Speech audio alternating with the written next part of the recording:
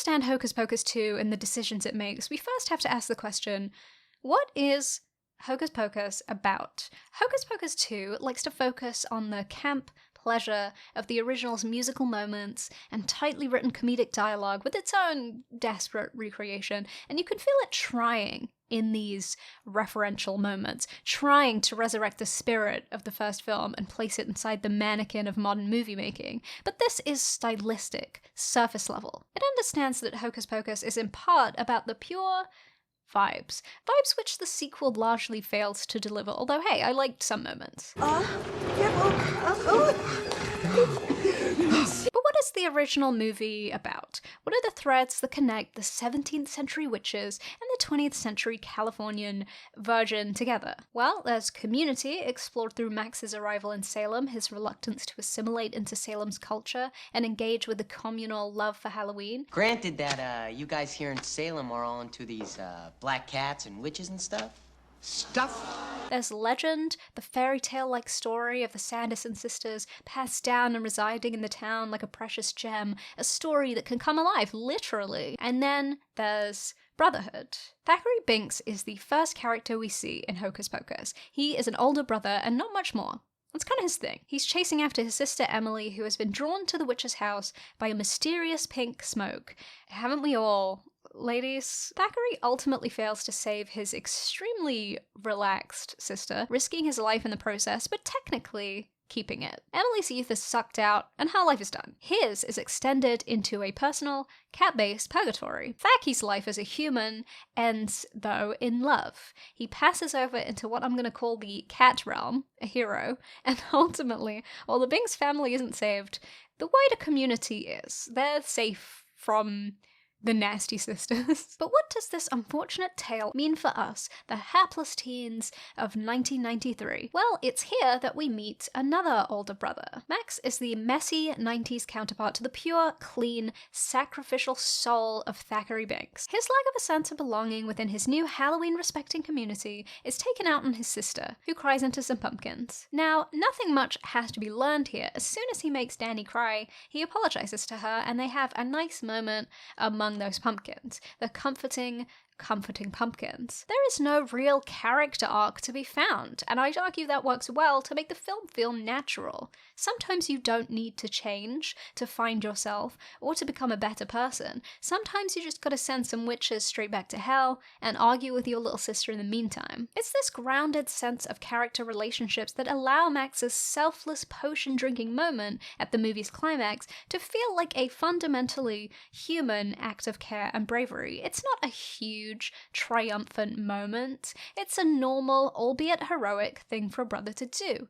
The movie's finale is impactful without being cloying. It lets a guy just do a thing. This kind of stability and the complexity of moral character it allows is, as it turns out, a little bit too mature for Hocus Pocus 2, but we'll get to that. I'd like now to return to the topic of the vibes. As I mentioned earlier, Hocus Pocus 2 is a largely vibeless recreation of the original Hocus Pocus. Despite the unmistakable delight of Bette Midler and co. entering the picture to deliver another banger unto us, the stench of Disney entropy is always wafting into the frame as the movie veers in and out of hollow attempts at matching the vibes without really knowing how to stir the vibes cauldron. What is it exactly that makes the original feel so crunchy and real? A lot of things have changed since 1993. There is a simple normie-core kind of look to the actors. They don't look like they live in quite the same fast fashion, Shein-ass climate. The plain fashion and the kind of tactility of the way they look gives them a beating heart. They feel like people in a way that has gone out of fashion. The narrative takes characters that have fairly little to them and gives them these little moments of personality that say so much.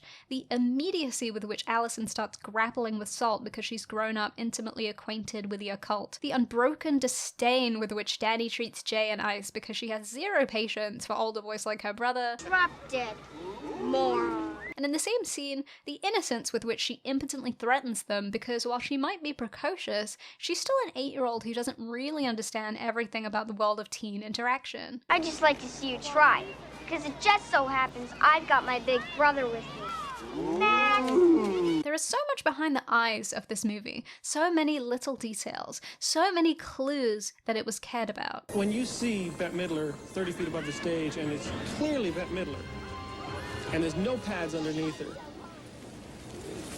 there's nothing better. Hocus Pocus 2 does manage to, at times, capture some of the spirit in its writing. Some of the gags are good, the antics of the witches and the mayor with his candy apple craving are pretty great. You have to have one of her caramel apples. It'll change your life. But ultimately, this is a movie that falls devastatingly short on vibes. In contrast to Hocus Pocus 1, Hocus Pocus 2's teen protagonists feel sort of lost in the movie. From the moment we left the prologue and entered modern America with a lens flare and needle drop combo, I knew the truth. That boring teenagers were coming. Obviously, the major appeal of both movies lies in the sheer magnetism of the Sanderson sisters themselves, but it's weird just how much every moment with the three teens feels like a B-plot that I could not care less about. It's kind of like two movies are happening at once. One about the chaotic witch shenanigans I came here for, and one about some girls. I don't know or care why these two have to beef with this one. I don't get it, baby. Show me Bette Midler again, please. In Hocus Pocus, the shooting locations in Marblehead, Massachusetts and Salem itself are artfully woven together to create the Salem of the movie, a suburban landscape that we see enough of to almost treat as a character in the film itself. It's the location that shines through, an admirable and important component in a movie that is so steeped and marinated in our wonder at the gruesome real history of its witch trials. Hocus Pocus 2, on the other hand, was mostly filmed in Rhode Island, which is fine, but it does affect the movie's vibes. It's no longer a love letter to Salem. Now we're just in the woods. Anonymous, bland Netflix teens dropped into a nameless forest. One of the most interesting parts of Hocus Pocus 2, however, and one that does have some vibes, is the opening prologue. When I started watching the movie and I saw three little girl witches behaving badly and being chased out of town because one of them said a swear word and doesn't want to get married, I thought, uh-oh, is it time for another Disney remake disease girl power moment? One that regurgitates the most tragically basic liberal feminist concept that women could, make their own choices or something in order to give us an unneeded and extremely boring redemption plot for these supremely nasty child-eating villains? Fortunately, it turned out to be an empty threat. The prologue's independent 1600s woman setup will not come to fruition later, but the movie has a surprise for us. It may not exactly redeem its nasties, but it will give them arguably a worse fate. I want now to look at two different video clips from two different interviews regarding the Hocus Pocus movies. The first is a small interview moment with Vanessa Shaw, the actress who played Allison, taken from a small documentary about the making of Hocus Pocus. I like Allison a lot because she's very strong. Take a hike! And when girls watch this, they'll probably say, oh, I wish I was her, because she's a very outspoken and very strong person. She'll probably be an inspiration for most girls. This shocked me when I saw it because I had never thought anything like this of Allison. Watching the film as a kid, I thought she was an uninteresting, fairly bland character, although I did think she could do better than Max. In case Jimi Hendrix shows up tonight, here's my number. But while Allison has very little opportunity to develop a personality, it is true that she's part of the action. She's quick to turn to violence. She's fast on her feet. She wants to maim those witches for real. And while this seems so unremarkable and normal for a female character now, it's true that the 1993 landscape of filmmaking had less space for girls in important roles. It's easy to forget the intricacies of the gender dynamics of 30 years ago, after all. How do we hold onto and map the web of tiny ways gender affects our lives from one decade to the next? This interview clip is one thin thread, one thing that spoke to Vanessa Shaw about her experience filming this movie as a teenager, one thing that she valued in interpreting her role. And I find that very interesting. Let's compare and contrast that bad boy to the second clip I want to show you. Vlad Dutier says this. There's a message here about female empowerment, friendship, sisterhood.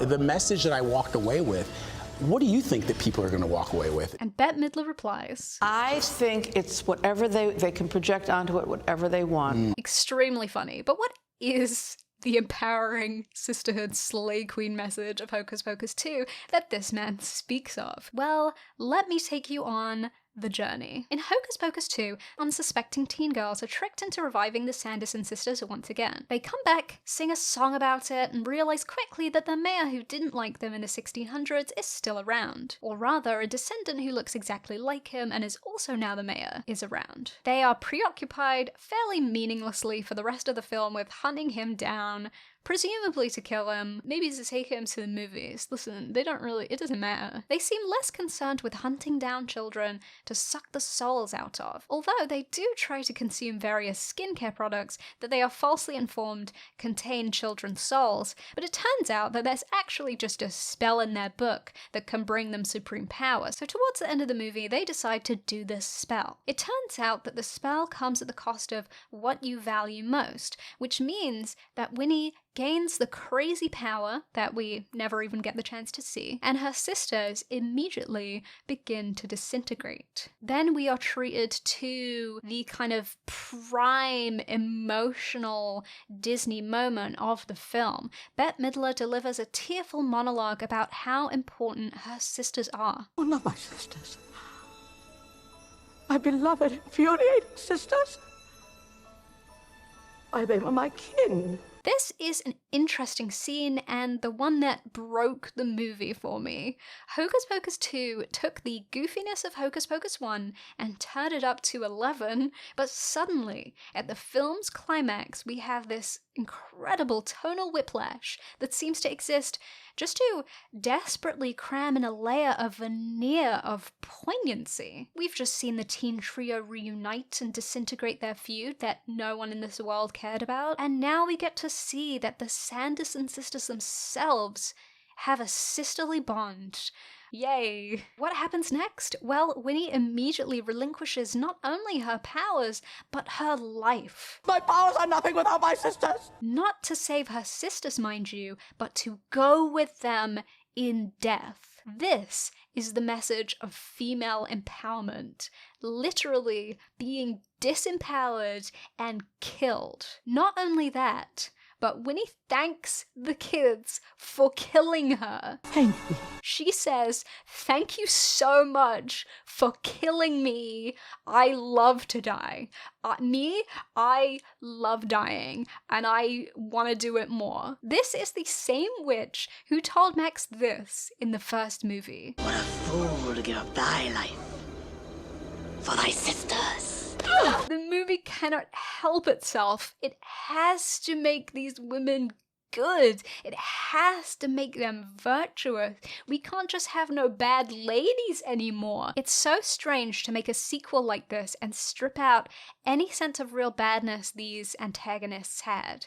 Yes, they were in many ways comedy villains, and I'd argue even more so in the second movie, but that just makes it all the more bizarre that they chose to write this scene as if we were getting some kind of deserved emotional climax, rather than one of the most chaotic swerves, of course, I've ever seen. And to posit that some kind of feminist message is laughable. It's not as if Hocus Pocus was in need of any kind of added pro-woman messaging. The whole movie is full of women. This woman's here, annoyed at her creepy devil husband. The Sanderson sisters, despite having just come from 1693, will not abide any 90s boys calling them chicks. Oh man, how come it's always the ugly chicks that stay out late?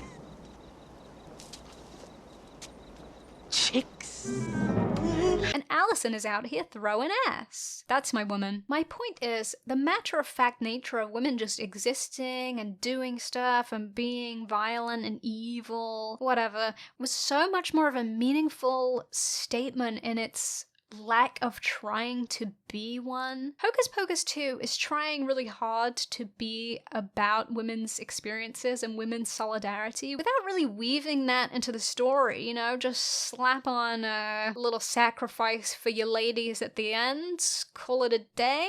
Hocus Pocus 2 makes weird half attempts at engaging with feminist concerns. In the preamble, where Winnie is banished for not wanting to get married. I've been told I'm getting old and I must marry. In the relationship between the three girls that is basically fine the whole time, except that they gotta learn that they should hang out together.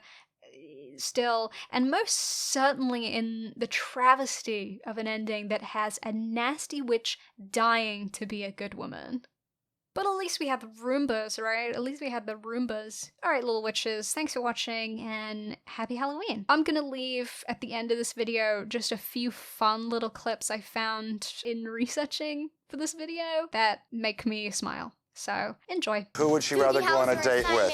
Who would you rather? Goofy, Dumbo, or the Roadrunner? Goofy. Roadrunner. All right. A lot of films have used computer graphics, but this is the first one that's used computer graphics for character animation. This is the first time it's been done. Come on, move it! I mean, the next step could be, for a science fiction movie, you can have completely computer-generated creatures. They put the moths in, and they go in your mouth. Action!